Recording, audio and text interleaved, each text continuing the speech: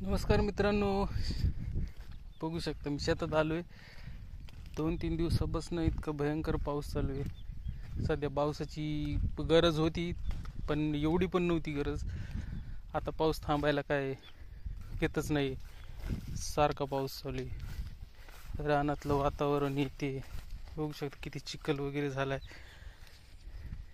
एवढं सोन्यासारखं पीक आलेलं जायच्या खराब होण्याच्या परिस्थितीत आहे सध्या. शेतकऱ्याचं आयुष्य वाटते मग तर खूप कठीण असतं. राबायचं पिकासाठी. आपल्या धानाची चांगली काळजी घ्यायची, मरमर करायची, खूप मेहनत घ्यायची. आणि नंतर पावसामुळं असं जर पीक खराब होत असेल, हातातोंडाला आलेला सगळं कापसाचा माल डोळ्या देखत खराब होत असेल तर वाईट वाटणं स्वाभाविकच आहे. क्षेत्र कोणतं पण असो, जिथं नुकसान होते तिथं त्या मालकाला खूप वाईट वाटतं. पण दुसऱ्या क्षेत्रामध्ये असं आहे की तिकडे तुम्हाला बिझनेस असो काय असो, पॉलिसी गिलिशा काढा, कुठं काय खराब झालं तर तुम्हाला ते क्लेम करता येते, काही पण अवेलेबल. इथं विमा असतो, विमा येऊन किती येतो, 4-5 लाखाचं उत्पन्न असतं, तुम्हाला विमा येतो तो 10, 15, 50 हजारापर्यंत जास्तीत जास्त. अवघड असते मित्रांनो.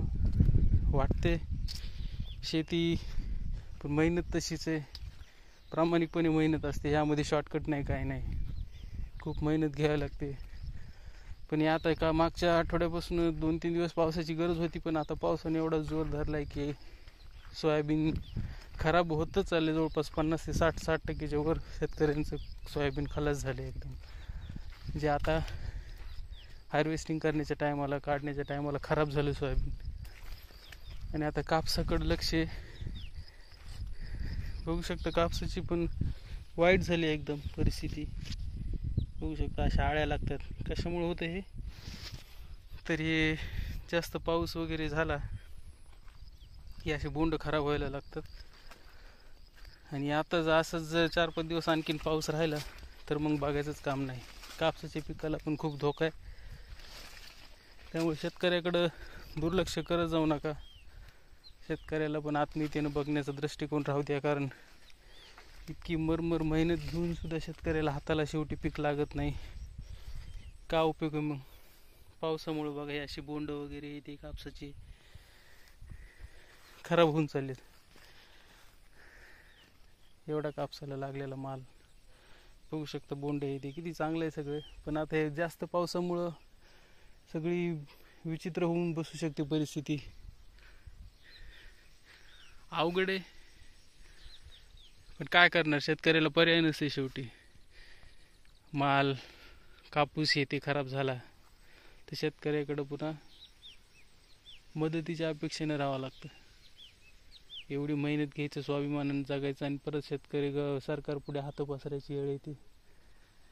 त्यामुळं गव्हर्नमेंटला, सरकारला एकच विनंती की शेतीच्या मालाला जास्तीत जास्त भाव द्या. शेतकऱ्यावर अन्याय करू नका, जेणेकरून शेतकरी वर्ग जगला पाहिजे, त्यांची लेकरं शिकली पाहिजे, मोठी झाली पाहिजे.